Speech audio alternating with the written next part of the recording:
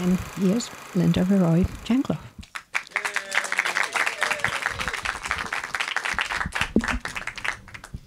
Why are you going away from me, Giulia? Thank you all for coming. I mean, it's really sweet that you would be interested. And, you know, I mean, of course, is it on or not? No, it's not on. Thank you, Richard. Wait. Here, okay. We'll try. Is this one on? Yes, I can hear it now. Anyhow, it's kind of an amazing feat for being shot in 1930. And it had never been done before. But I also want you to notice, because my grandson is here, and I think of all the video games and everything that's bloody now. You don't see a drop of blood.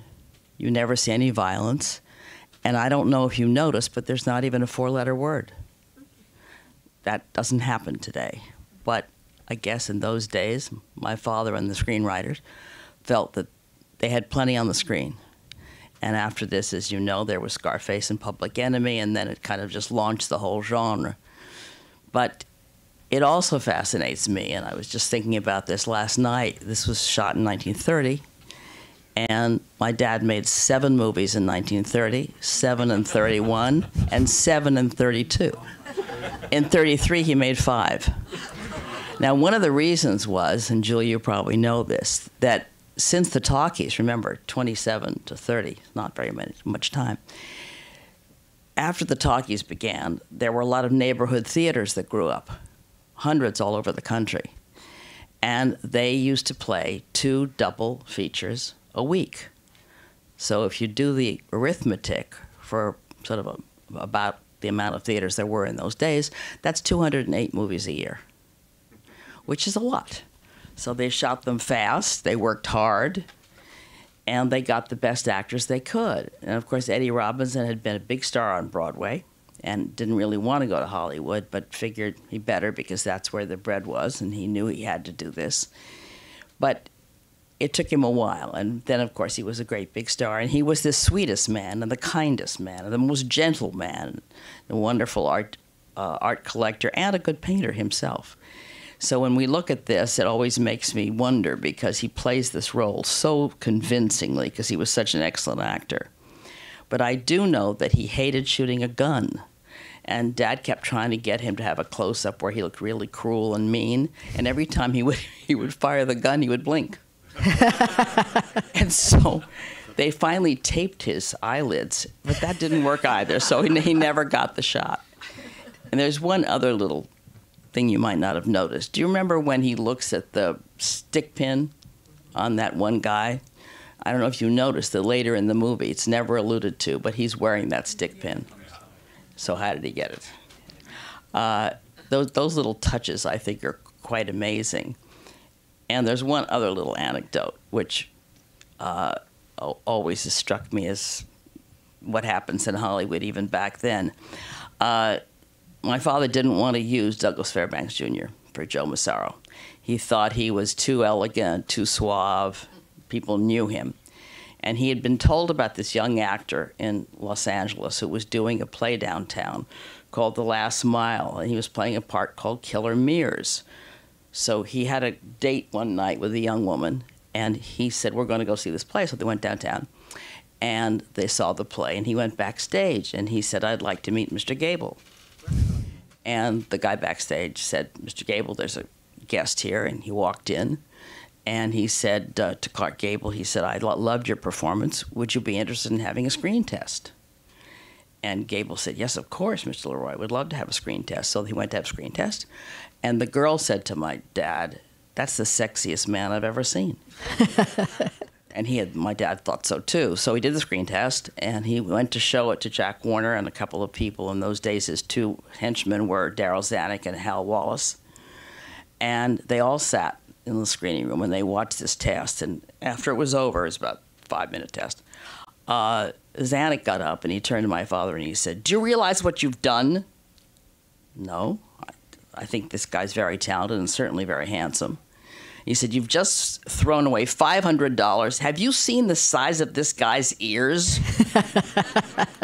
And therefore, he had lost the battle. And my dad said to Jack Warner, you should sign him. I'm telling you, he's going to be a big star.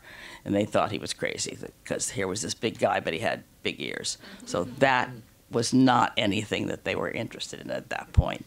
Anyhow, this Jean was, very popular for so many years after this. And my dad and Eddie Robinson made 2 movies after this together. They did Five Star Final in 2 seconds and remained lifelong friends.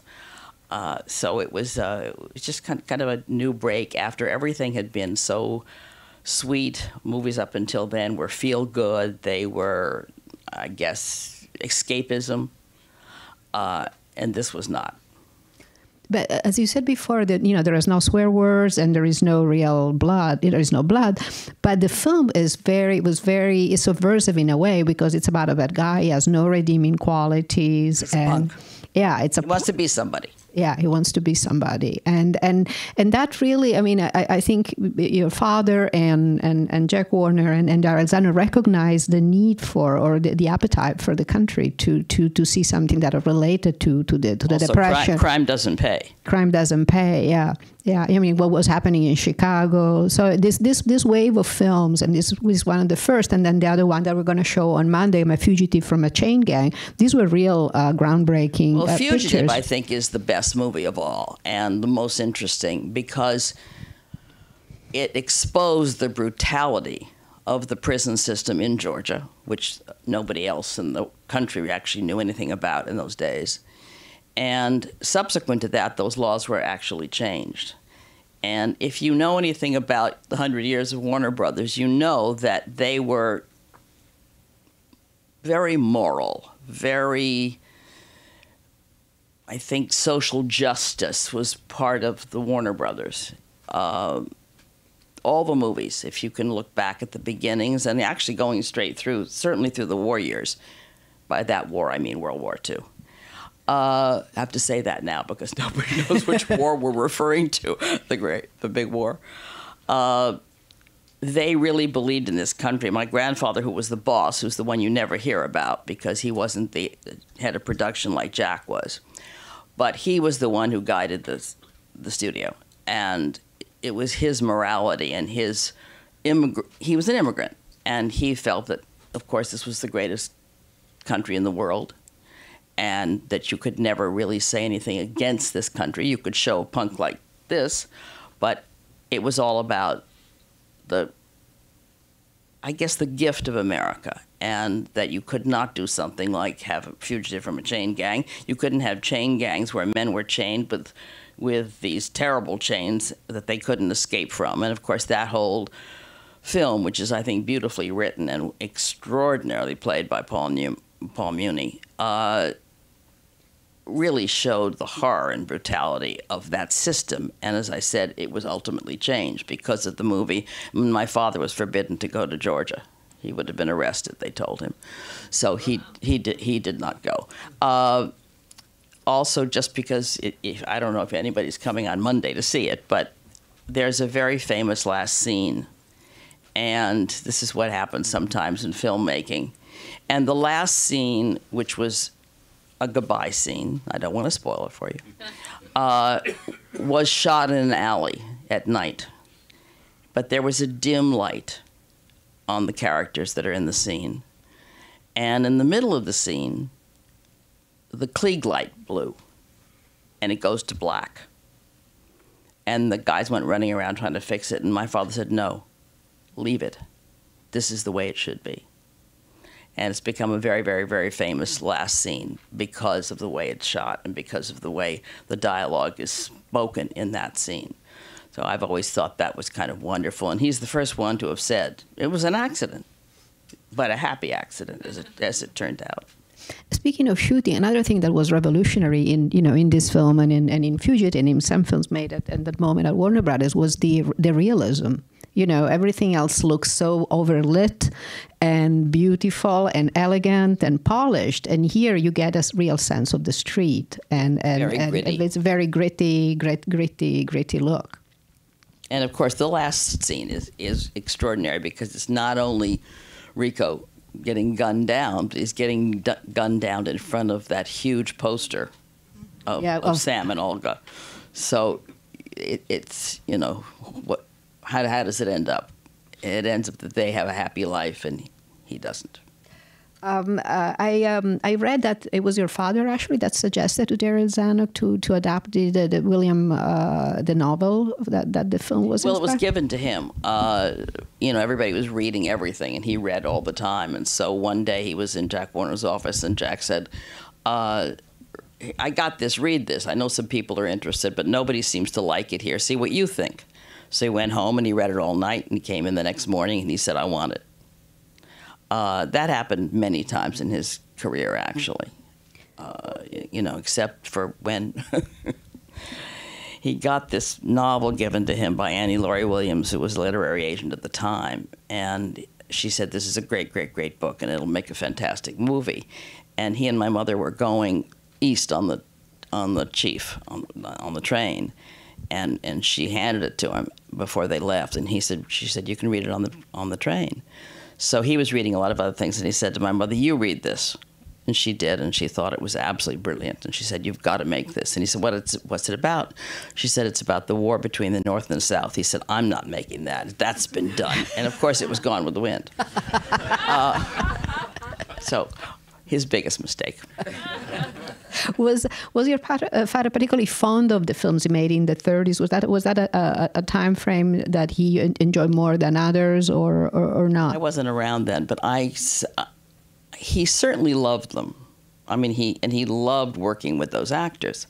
I mean, for example, Random Harvest, which is one of my favorites. I mean, there's never been two actors, I think, in the history of motion pictures that spoke the English language more beautifully than Greer Garson and Ronald Colman. You know, and then Waterloo Bridge, once again, these were romantic. They were during the war. You know, they had beautiful camera work.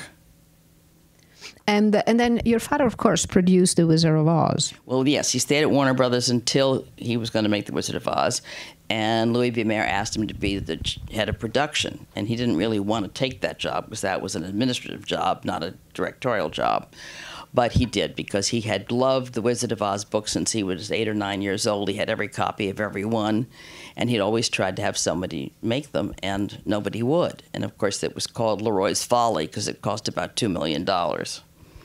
Speaking of money, I mean, these movies cost about $750,000 then, and they probably grossed about $2 million. So you can translate that into today's monies. But they were big hits. That's another thing. All of these, I mean, starting with Little Caesar and then Scarface and Public Enemy, they made an enormous amount of money for the company, and that was helpful.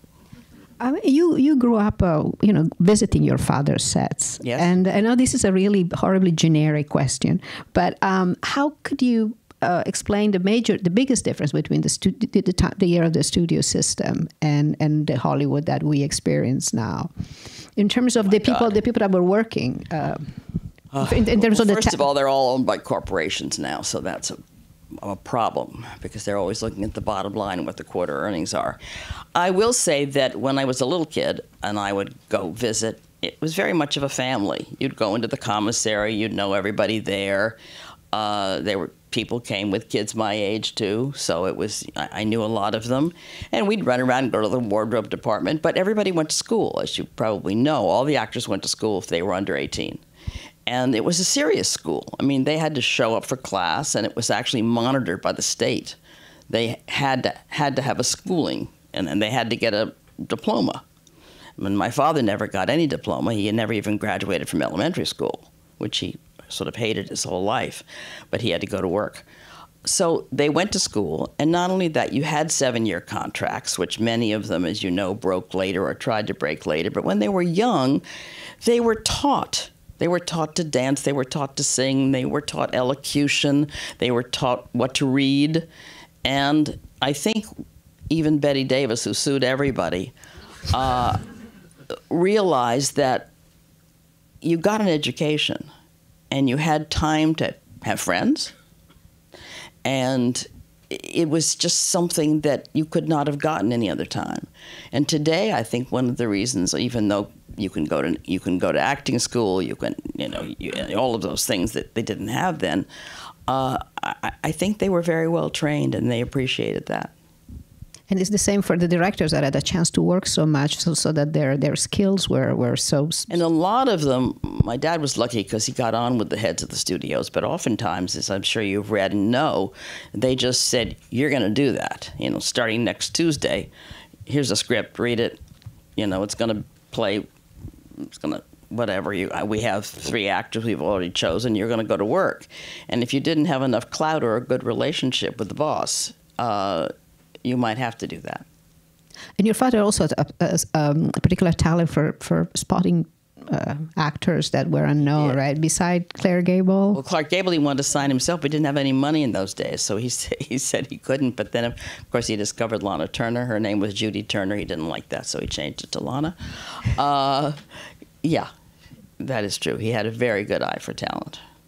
If you have any question, we can open it a little bit to the. Anybody have a question? Yes. A couple of things. You mentioned hold on for the microphone. Okay. You mentioned that about the time this movie came out, there were a lot of movie theaters opened up. I'm assuming this was one of them. I'm not exactly sure when this one opened, but it was around then. At least it was before the fire from a few years ago. Oh yeah. There was a theater. It wasn't in this form, but yes, it was a theater. It was a single theater, and it was that way up until like just a few years ago. But that's one thing. The other thing is that this movie is just like 80 minutes long, and it's nothing but. It seems to me, watching it, there's nothing here but the narrative of this guy and his rise and fall, and that's it. That's it. And the thing is, it's like any screenwriter will probably tell you, if you want to have a really good movie, you got to have some sort of subtext and say something. And it seems like it doesn't, but somehow it does without like taking the time to do that. Did your dad ever talk about that sort of thing when you have to he spent an inordinate amount of time with the writers. He loved working with writers, and they would come over for breakfast and they'd hang around the house all day, and they would come up with pages, and they worked every day. And your observation is very interesting because now there's subplot on subplot on subplot, or a great deal of action, and longer and longer and longer. And this is a very concise film, as are the others of this period. I mean, if you look at Public Enemy, it's very similar in that same way. And they thought that was enough. Plus, remember, money was always a problem. They didn't have huge budgets, and they weren't rich then, any of those studios. And at that point, Warner's had Vitagraph and had First National. So they had expanded already and had to borrow a good deal of money to make it work. But I don't think there's anything missing here, actually, insofar as story or understanding. And it covers all the milieux. It covers, the homeless, where he's at the end. It covers the nightclubs. It covers good society. I mean, it does a lot. It goes in lots of places and different social classes very, very quickly. Yeah, and even that scene with Tony and his mother, which looks a little cliche to us today, but it's very smart. Because it does show, the Italian mother and the love for the son and the son who's gone wrong. So you see all of those things in this. Well, listen, Chaplin made 90-minute movies all the time. I mean, that was sort of the norm. The whole idea of making a 2 or 3 hour movie was, until I suppose Gone with the Wind, which was 3 hours and 39 minutes in 1939. But up until then, nobody had ever done that. And that was a huge story. And intermission, too. Yeah, to tell. Any other question? Here. Hi. You also mentioned how these films were made pretty rapid fire, like 7 in 32, 7 in 33, and all these directors would have been working in close-knit communities. Were there any other directors that your father talked fondly about, or perhaps not so, because considering they were working so closely together all at the same time? Well, at that point, there was Michael Curtiz doing the same kind of schedule. Just think who. William Wellman, Ernst Lubitsch, who had come to America in the late 20s and was my dad's best friend, lived around the corner. So, yeah, and I don't remember, because as I said, I wasn't obviously at the dinner table every night having this conversation, but I don't remember a lot of jealousies. I think there was enough work for everybody. They were very grateful. Remember, the Depression had just they weren't even out of it yet. This was 1930, 1931. I think they were very grateful, and my dad got a $1,000 a week raise after making 3 pictures here. That was a huge amount of money. So, and everybody kind of went to lunch together. I'm sure there were some jealousies particularly amongst the actors. But I think under the creative people, particularly the writers and the directors, they got on very well. And I think I never heard him be jealous of the fact that the genre had then gone on. You know, I think he thought he was pretty groundbreaking at this, and his buddies were also doing the same thing. So, I mean, I know this is weird, but thanks. Thanks, Sam. That's my nephew. yes, Bridge. Hi, Auntie. Gramps made like 85 movies. He did? And besides the Irving Thalberg Award, he only won 1 Oscar, which was for The House I Live In. True. Which was a short. So we were talking about social justice and about the Warner Brothers. But Gramps seemed to have a very strong sense of social justice as well. Did he talk to you about that? I mean, I even know Lena Horne told me once that he was the only one who would sit with her in the commissary. So I just was wondering if he passed on anything about equality or anything to you. I'm sure that the nominations he had when he lost, I'm sure he wasn't happy like anybody else. But no, he never did. He was always very grateful, I think you know that, of having had a wonderful life and having great privileges and being able to do what he wanted. You know, and being able to support his family and enjoy himself and go to the racetrack in later years and have a Lincoln Continental with a tire on the back. I mean, there were, and had a great many friends. The other thing that, when I was thinking of this, the Hollywood of those days was twofold. One, you had people like my dad who were American-born, Jack Benny, George Burns, lots of comedians. My father's first foray into show business was he imitated Charlie Chaplin, and there were 600 boys in San Francisco in this competition, and he won. And so he went into vaudeville, and at the age of 14. He was a song and dance man. So he loved doing musicals, by the way, and was very good at that. And of course, after this was Gold Diggers of 33, which was Busby Berkeley's, whom he brought on.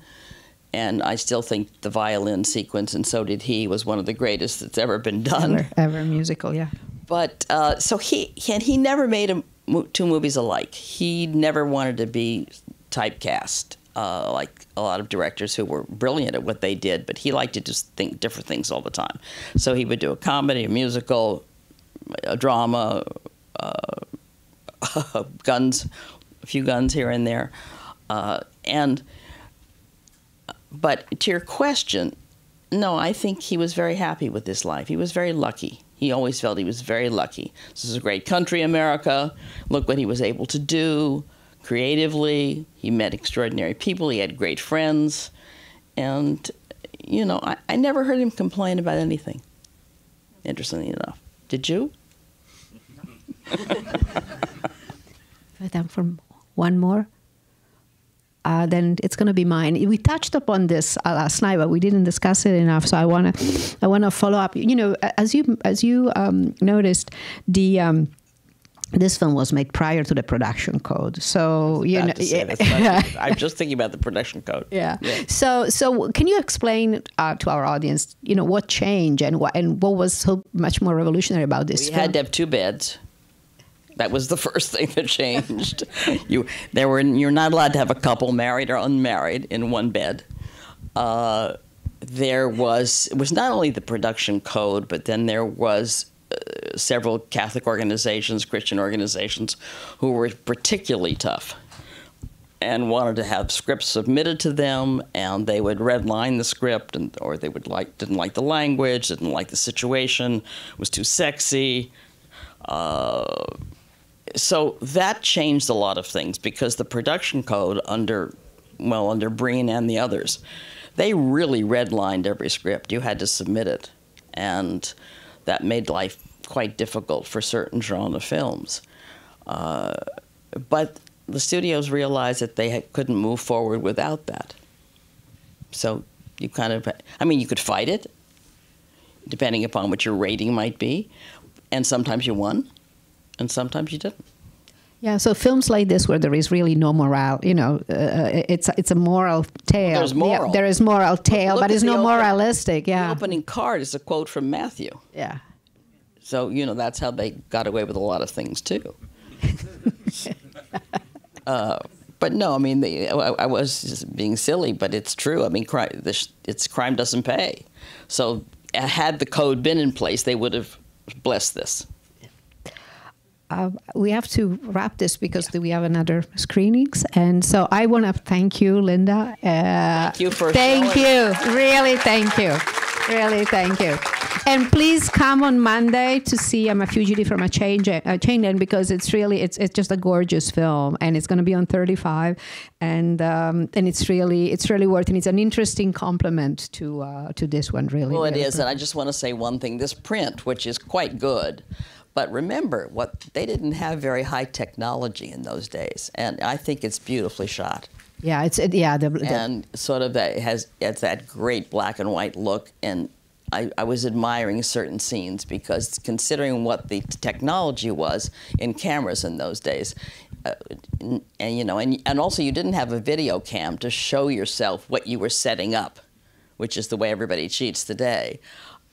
So it's really quite beautiful. And the way Tony got it, the cameraman got it. It's really kind of amazing, and I love to watch that. And I love scenic design, so it's always a pleasure for me. Yes, yeah. The print came from Warner. That's all what they have. The film hasn't been restored yet, or digitized so that it could be in DCP. So that's what's out there. Thank you, Giulia, for all of you that you do. Thank you. And support this cinema, because it's wonderful.